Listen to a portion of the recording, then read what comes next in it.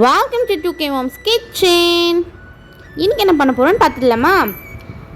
இது வந்து Flipkart fines. உள்ளே என்ன இருக்குது பார்த்துடலாமா?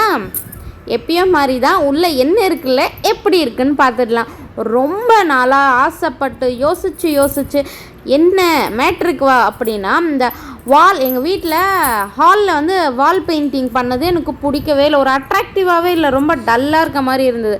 சரி, அதை சேஞ்ச் ஓவர் பண்ணுவோன்னு ரொம்ப நாளாக பிளான் பண்ணி கடைசியாக ஃப்ளிப்கார்ட்டில் தான் அதை ஆர்டர் போட்டிருந்தேன். பிளாக்குக்கு எது கான்ட்ராஸ்டாக இருக்கும் அப்படின்னும் போது இந்த எல்லோ ஃப்ளாரல் பிரிண்ட் வந்து செம்மையாக இருந்தது. மீஷோலேயும் ரேட் அதிகமாக தான் இருந்தது, அமேசான்லேயும் சேம் பிரிண்ட் அதே லென்த்து தான். ஆனால் ஃப்ளிப்கார்ட்டில் கொஞ்சம் கம்மியாக இருக்க மாதிரி இருந்தது. வந்து அந்த வால் ஃபுல்லாக நாங்கள் ஸ்டிக் பண்ணுறதுக்கே 1700 வந்து ஸ்பெண்ட் பண்ணியிருக்கோம். ஸோ ஆனால் இது ஒட்டிட்டோம் அப்படின்னா ஒர்த்து தான் இல்லையா, ரொம்ப நாளைக்கு வரும். பெயிண்ட் அடிக்கிறத விட இது வந்து எவ்வளவோ சூப்பராக இருக்கும்ல. பாருங்களேன், என்ன அழகாக ஃப்ளோரல் பிரிண்டில் சூப்பராக இருக்குது.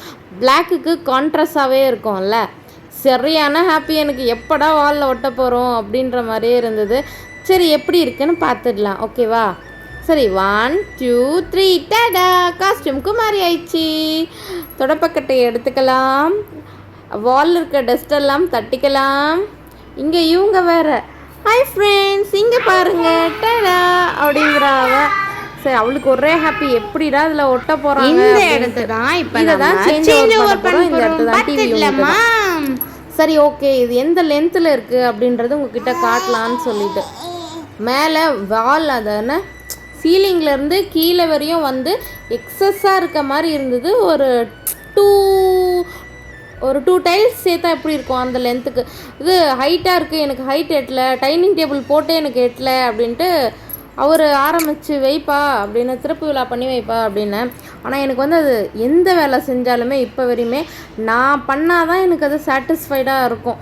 சரி, நெக்ஸ்ட்டு நானே பண்ணிக்கிறேன், நீங்கள் இறங்குங்கப்பா அப்படின்னா நானே ஏறி கொஞ்சம் கொஞ்சமாக பண்ண ஆரம்பிச்சிட்டேன். ஏதாவது ஒரு டிஃபிகல்ட்டான பிளேஸ் வரும்போது இந்த சுவிட்ச் பாக்ஸு பல்ப் இருக்க இடம் அதெல்லாம் அவர் வந்து கட் பண்ணி வைப்பார், நாங்கள் வந்து ஒட்டிட்டு வந்துடுவோம். அப்படி என்னென்னா பபுள் இல்லாமல் ஒட்டுறது தான் அதில் பெரிய டிஃபிகல்ட்டான வேலையே.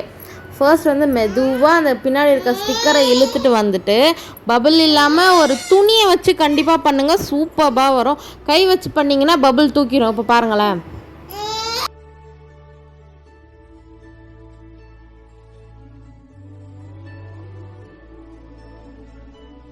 இந்த மாதிரி மெதுவாக அப்படியே அதை இழுத்துட்டே வந்தால் சரியாயிடும். நான் 2 ஆர்டர் போட்டு வாங்கினது தான் ஃபினிஷ் தான் இப்போ நீங்கள் பார்க்குறது. இப்போ ஃபுல் ஃபினிஷ் பார்க்குறது வந்து அதுக்கு அடுத்து நான் 6 ரோல்ஸ் வந்து ஆர்டர் போட்டிருந்தேன்.